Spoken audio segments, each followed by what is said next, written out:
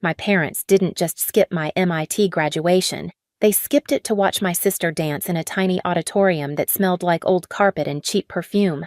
While families around me screamed, clapped, cried, I walked across that stage with a smile I practiced in the mirror, knowing the people who were supposed to cheer for me were cheering for her instead. The applause felt distant. The empty chairs felt louder. And somewhere between the dean's handshake and the silence that followed, a decision formed so sharp it almost scared me. Because that day wasn't the real betrayal. It was only the beginning. I grew up in a house where love was measured, weighed, and quietly redirected toward the daughter who shined the brightest. From the outside, we looked like every polished American family on a quiet suburban street, fresh-cut lawn, warm porch, light-framed photos lining the hallway. But if you looked closely, every frame told the same story: Mira in a tutu, Mira holding flowers, Mira mid-pirouette while our mother Lorraine beamed beside her. My own achievements were there too, just smaller, tucked lower, almost like decoration. I used to wonder if I was imagining the imbalance. Maybe every older sibling feels overshadowed. Maybe every family has a favorite child. But by the time I was 12, the pattern wasn't subtle anymore. They forgot my birthday that year completely. We were driving home from one of Mira's rehearsals when my mother gasped, almost annoyed with herself, and said, "Oh, sweetheart." Was that today? I shrugged it off, pretending it didn't sting, but I kept my silence pressed between my teeth the whole ride home. In high school, when I won an academic award that required a short speech, I scanned the audience and saw 2 empty seats in the second row. The counselor whispered, "Maybe traffic wasn't the reason. Mira had a last-minute callback for a dance program 2 towns over." My father, Gregory, told me later, "You're strong. You don't need us there for every little thing. Every little thing." That phrase clung to me for years. They bought Mira a used car the moment she turned 16, a silver one with a giant red bow. I remember watching her peel out of the driveway while I stood at the bus stop in the cold, clutching my backpack straps. I told myself it didn't matter. I told myself I was building independence, resilience, a thicker skin. I didn't realize then that I was also building distance. Still, a part of me kept reaching. I tried to make myself easier to love, quiet, helpful, never demanding attention. I cooked dinner when Mom was busy, tutored Mira for her math exams, brought home straight A's like offerings no one asked for. But nothing I did shifted the spotlight. It wasn't malicious, I think, just habitual. They were used to seeing Mira as the one who needed protecting and me as the one who would be fine. I learned early that being the strong one is just another way of being unseen. But the strange thing is, I didn't hate them. I longed for them, for that look parents give when they're proud when they see you really see you. I held on to the hope that someday, one day, they would turn toward me with the same warmth they gave Mira without thinking. I didn't know that the day they finally turned would be the day I no longer needed them. Graduation morning should have felt triumphant. The air on campus carried that electric mix of nerves and celebration, the rustle of gowns, the click of cameras, families shouting names across the lawn. I remember tightening the zipper on my cap and gown in a quiet corner, telling myself not to look for anyone. Not this time. Not after the week of vague texts and "we'll see, sweetheart." Still, I saved 3 seats. Habit is hard to break. When I walked toward the ceremony, the sunlight hit the rows of folding chairs like a spotlight. Parents waved programs in the heat. Kids held bouquets for their siblings. It was chaos and joy and belonging, everything I secretly wished for just a few feet out of reach. My row filled quickly. The 3 seats beside me stayed empty. When my name was called, the applause sounded the same as everyone else's, but it felt different, hollow, borrowed. I crossed the stage with a smile I practiced in the bathroom mirror that morning, pretending it didn't hurt. The dean shook my hand with a warm, puzzled look, the kind reserved for students whose families are running late. He whispered, "Congratulations." I whispered, "Thank you." And then I stepped off the stage into a silence only I heard. After the ceremony, I checked my phone. 1 message. From Mom. "Sweetheart Mira's recital time changed. We just couldn't miss it. She was breathtaking tonight. You would have loved it." No. How did it go? No, we're proud of you. Just Mira. Always Mira. My fingers felt numb as I scrolled through the photos she attached Mira in a layered pink costume, cheeks flushed with glitter, Mom beaming so wide her eyes turned crescent-shaped. Dad was in the photo too, front row smiling like the world began and ended on that stage. I stared at their faces longer than I care to admit. A second message followed. How was your little ceremony? Little. 4 years of sleepless nights, labs that stretched past midnight research that nearly broke me in half, the acceptance into a program most people only dream of, and it was a little ceremony. I sat on a bench under a blooming tree and let the breeze cool the sting in my eyes. Around me, families hugged, cried, posed for photos that would sit on mantels for decades. I watched them not with envy, but with a dull, heavy clarity. I realized, maybe for the first time, that my parents weren't going to change. Not for a degree. Not for a milestone. Maybe not ever. I didn't call them back. I didn't send photos. Instead, I went back to my apartment, sat on the edge of my bed, and opened my contacts. One by one, I blocked their numbers, then their emails, then the group chat that had never included me in the first place.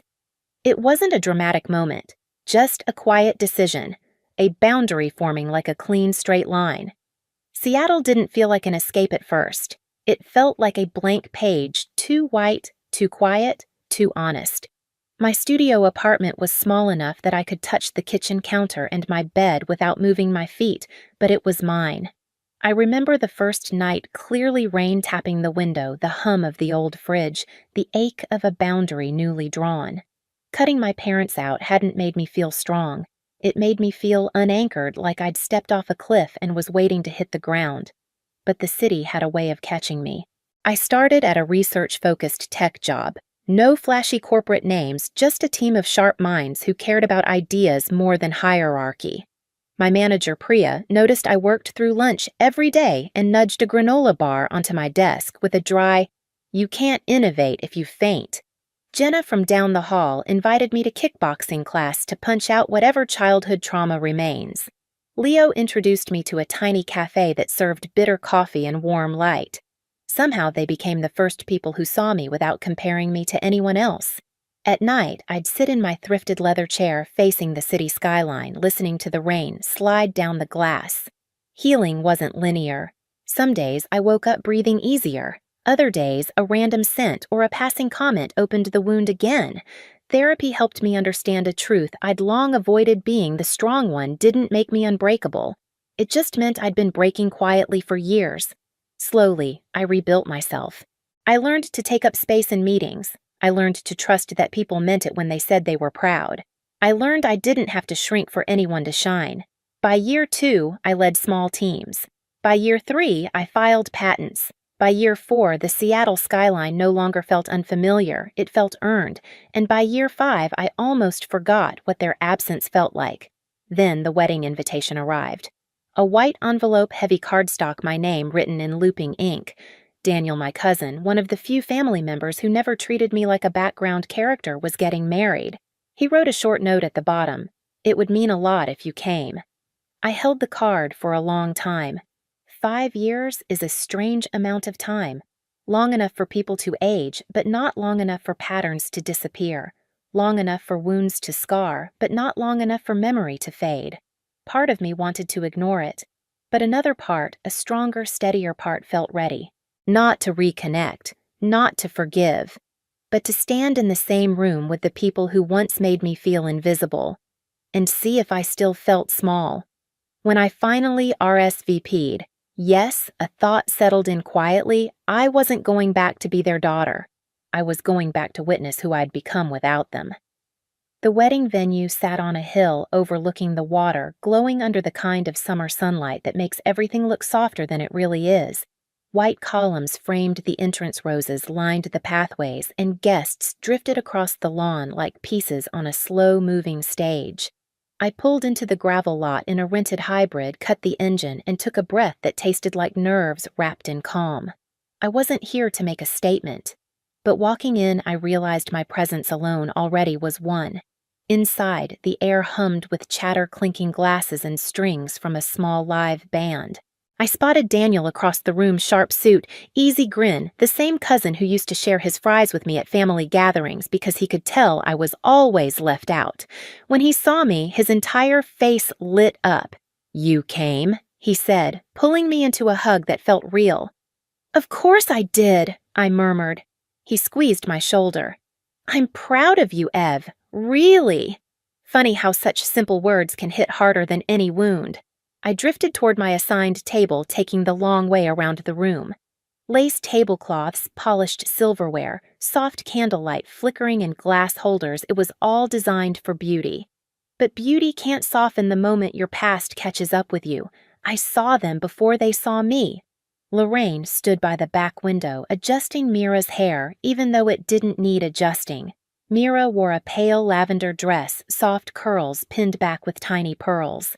Gregory hovered beside them, stomach slightly fuller, posture slightly smaller. 5 years had settled into their faces in ways I didn't expect, lines that weren't there before, shadows under their eyes, an anxious drift in their gazes. I turned away before they looked up. For the next hour, I blended in. I chatted with Daniel's friends, laughed lightly, sipped my champagne, answered polite questions about my work. I didn't hide, but I didn't seek them out either. I existed calm, grounded, complete. For the first time, being in the same building as my parents didn't make my chest tighten. But eventually the moment came. A presence shifted behind me, a familiar pause in the air, a breath I recognized even after all this time. Evelyn. My mother's voice, soft, shaky, almost disbelief. I turned slowly. She pressed a hand to her chest as if steadying herself. "My God, it really is you." "Hi, Mom." Her eyes glimmered, not quite tears, not quite joy, just shock. We didn't know you'd be here." I RSVP'd to Daniel, I said simply. Gregory stepped forward, his voice rougher than I remembered. "You look different." "It's been 5 years," I replied. Mira hovered behind them, twisting the strap of her clutch. She looked older too, less wide-eyed, more aware. But her presence still carried that familiar carefulness, like she was waiting to gauge everyone's emotional temperature before picking a side. My mother tried to smile. "We reached out, you know. We emailed. We called. You never, I know." The corner of her mouth tightened. "Do you understand how much you hurt us?" I stared at her for a long moment. There it was, the narrative they built to avoid the truth. "How much I hurt you," I repeated softly. My father nodded stiffly. "We're your parents. You can't just vanish because of a silly grudge." A silly grudge. The words sliced through the room with a quiet, brutal precision. I didn't raise my voice. I didn't let my expression crack. I just stood straighter. "You skipped my MIT graduation." My mother blinked. "We explained Mira had her recital." "You've skipped a lot of things." I continued, keeping my tone even. "My 7th birthday, my academic speech, my award ceremony, my acceptance dinner, college applications, the car you bought Mira the moment she turned 16 while I waited in the cold for the bus." Each sentence thudded between us like a stone dropped into still water. Mira flinched. Gregory shifted. Lorraine's face paled. "I never asked for that car," Mira whispered. "I didn't, I know." My voice softened just for her. "This isn't about you." My mother took a step forward. "We thought you were strong. You always were." Mira needed more attention. "That's the story you told yourselves," I replied. But I was a child too. A child who needed parents. A hush settled around us. Nearby conversations dimmed. A few guests glanced over, but I didn't care. This wasn't a spectacle. This was a reckoning. Lorraine swallowed hard. "What do you want from us?" "Nothing." The word landed with finality. "I stopped wanting anything 5 years ago," I added. Gregory's voice cracked. "We lost you over a mistake." "No," I said. "You lost me slowly. Every small dismissal. Every forgotten moment. Every time you chose someone else without even noticing." I didn't say it with anger. I said it like a fact etched into stone. For the first time, my parents truly looked at me not at the daughter they expected, not at the placeholder in their family narrative, but at the woman who had built a life without them.